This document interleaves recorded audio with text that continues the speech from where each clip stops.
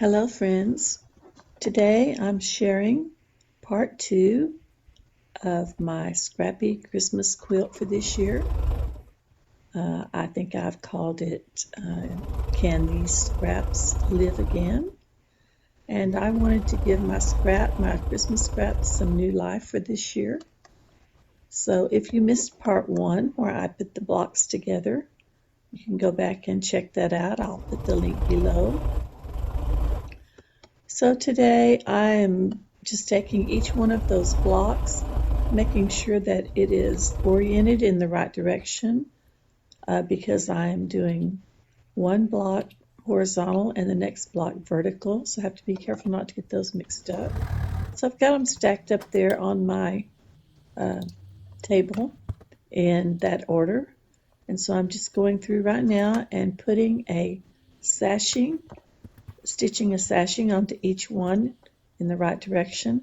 Now my sashings are 4.5 inches wide by 12 inches long, and then my cornerstones will be 4.5 inches square.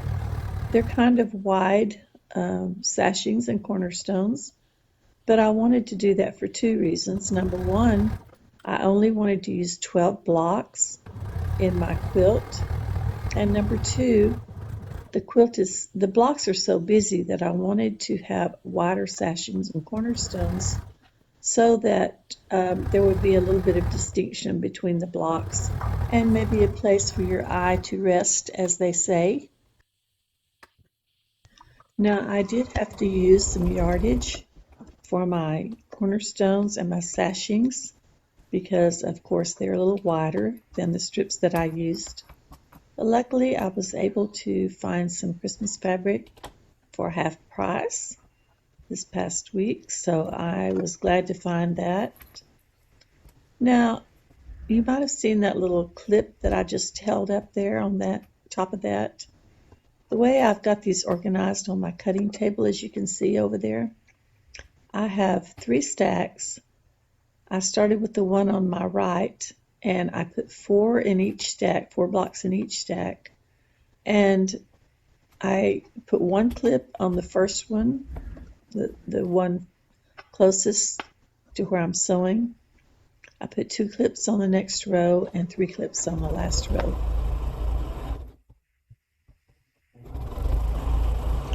So then that way I can keep everything organized, hopefully, and not get confused about what I'm doing here with the rows. But this first part is really super easy. I'm just attaching a sashing on the right side of each one of my blocks. But I'm going ahead and doing it by rows, so I'll finish the first row, my clip back on it, and put it back on my table, and then I'll bring row 2 and do that, and then row 3, so that I don't get confused. That little block that you saw me take off was my leader ender. I'm just using scraps from my little Christmas small pieces, and just made little 2-inch squares with those, and I'll make little 4 patches out of them eventually and use them for cornerstones or inside of stars or something like that. Just fun stuff. Now I took some of the footage out on this so that the video wouldn't be too long, but as you see I'm doing the 3rd row there, and on that one I had to put 2 sashings, one on each side, and that extra sashing will become the outside border on the left side of my quilt. Because I'm not putting extra borders on these, I'm just letting the wide sashing all the way around become the border. Now I have stacked up all of my blocks. As you can see there, I left the clips so that I could distinguish between my rows. And now I'm going to be putting the sashing on the top of each block, sashing and cornerstone. I'll have to connect those, and then I will attach one of those to each, and of course on the last row I will be putting a cornerstone onto each side of that sashing to match on that third row. So let's see how that goes.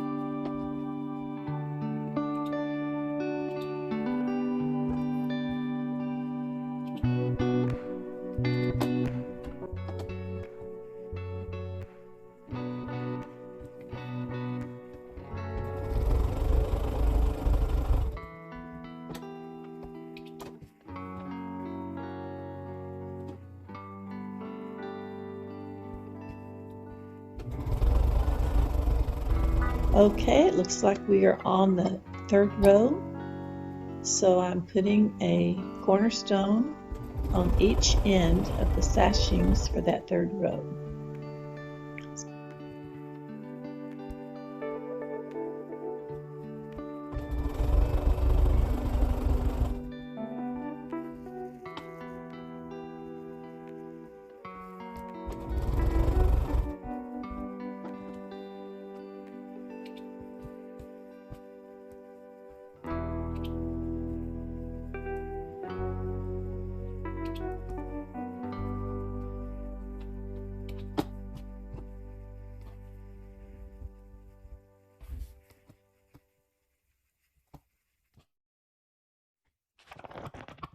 As you can see, I have moved my stacks from my cutting table over to my sewing table, but I'm still keeping them in the same order because I don't want to get confused and I want to make sure that I'm laying those out in the right direction.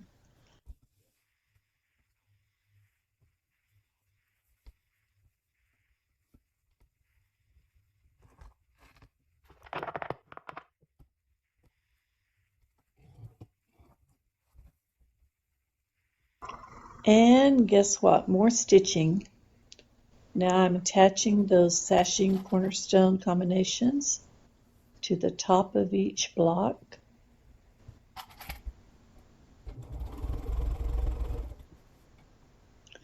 Now if you don't like to do it this way, you could just make long rows of your cornerstones and sashings and then match those up on the blocks after you stitch the blocks together.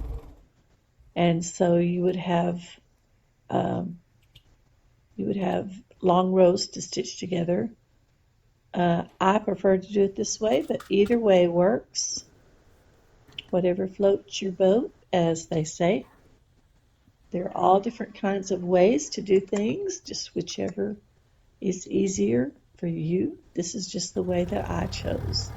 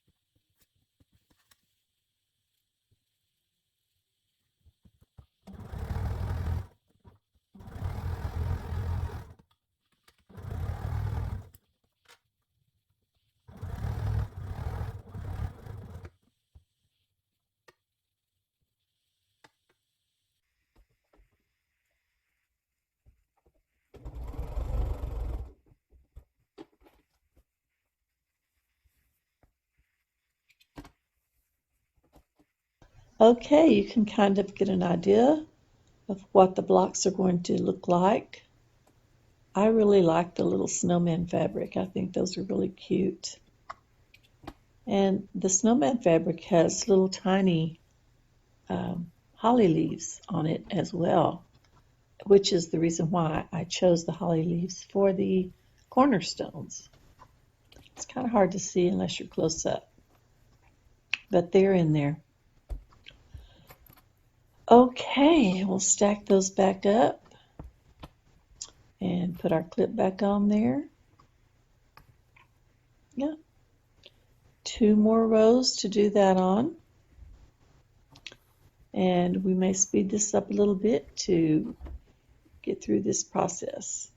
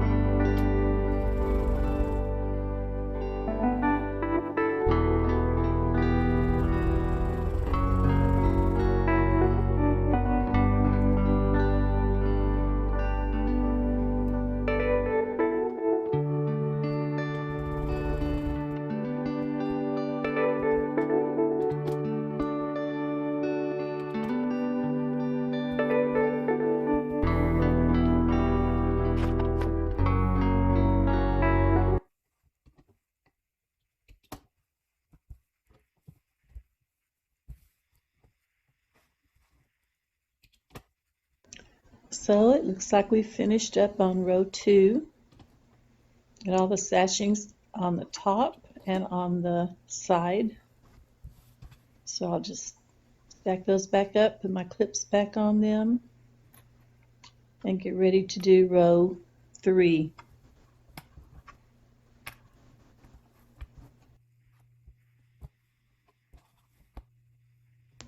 All right, we are down to the last row for attaching sashings.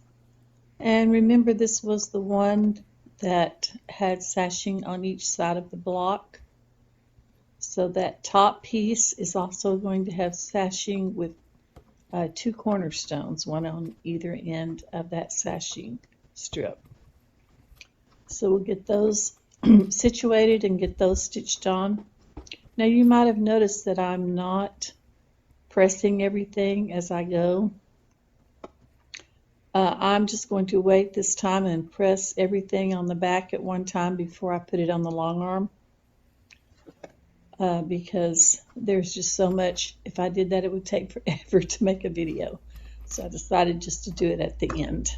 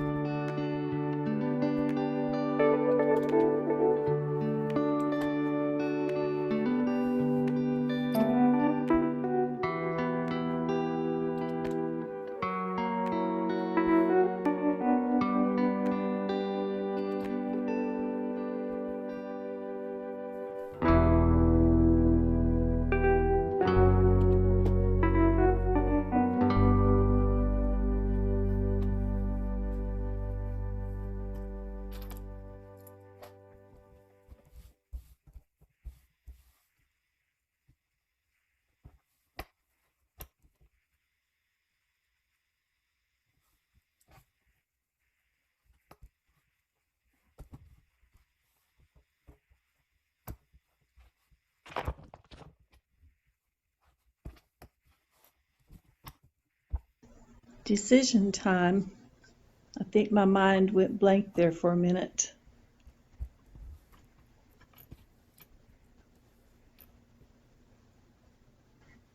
Okay, yes, there we go. We're going to sew vertical rows.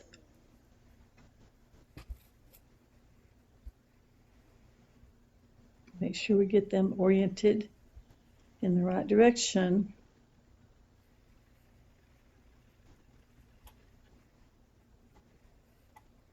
Always good to pin if you're not sure. Check twice. Yes, I think that is correct. So I'll sew the top two together. And I think then the bottom two, and then we'll connect the two hats. Yes, I think that's the plan.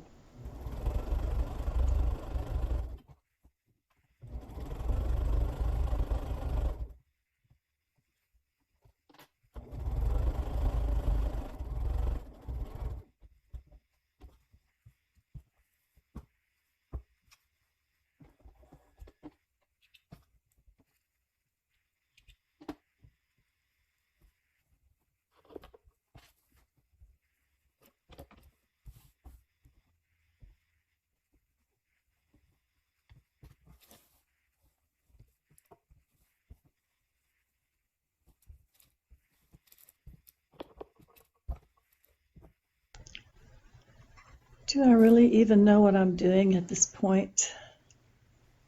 Sure hope so. You can do this.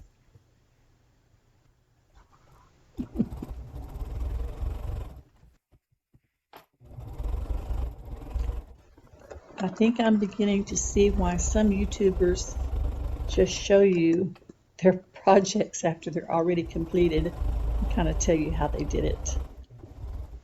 But that's not me. I like to kind of take you through the process, good, bad, and ugly. So anyway, here we go. We've almost got one row done.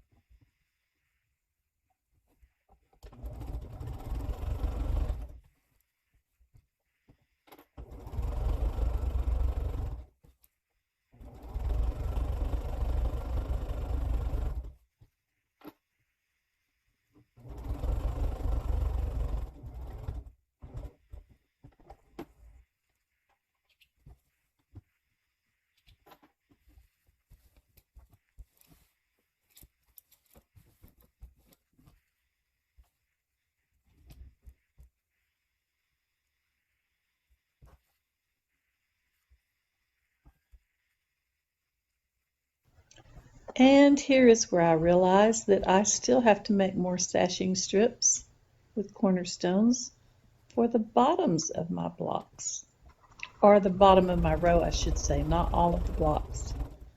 So there will only be 3, 2,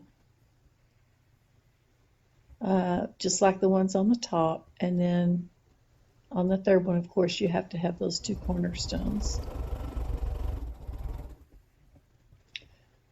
So yeah,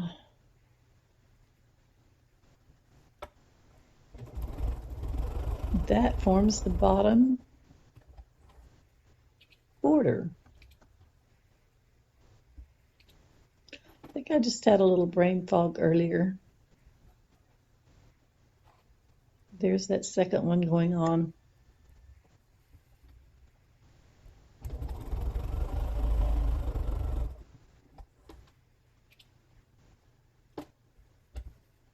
All right.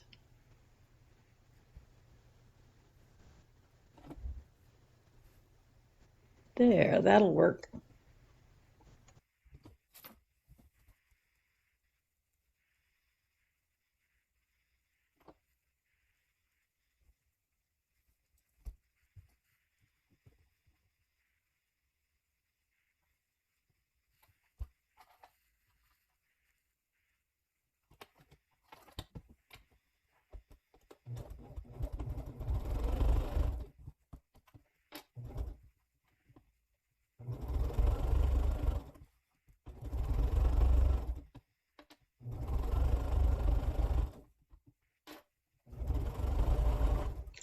And this, my friends, is the reason why we quilters don't like it when someone calls our quilt a blanket, right? Just a little bobbin change there. You saw that little case I had those bobbins in? I'm a pre-winder, so I like to pre-wind a lot of bobbins at once, and I have about 10 of those little cases. So like I might have all my grays in one and all my whites in one, etc.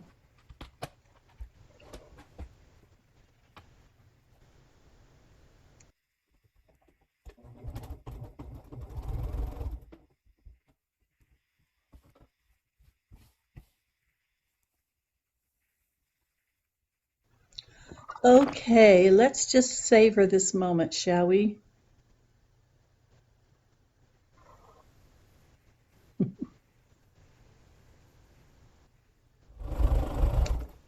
All right, we must get on with our life here.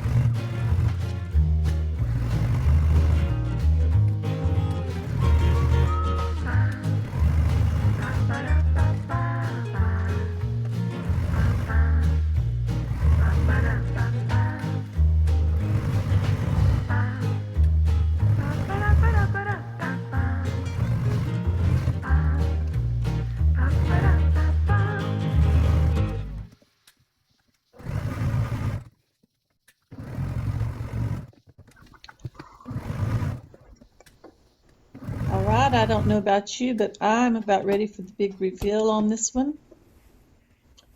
And can't wait to get it ironed up and get it on the long arm with some cute flannel backing and some puffy batting. Oops, must have seen something. Oh, I had to take off that leader ender. Okay, so here we go. That's it. Hope you'll join me for the quilting of this cute little colorful Christmas quilt. I enjoyed making this. I enjoyed sharing it with you. So hopefully you'll join me for part 3 when I quilt this. And in the meantime, y'all have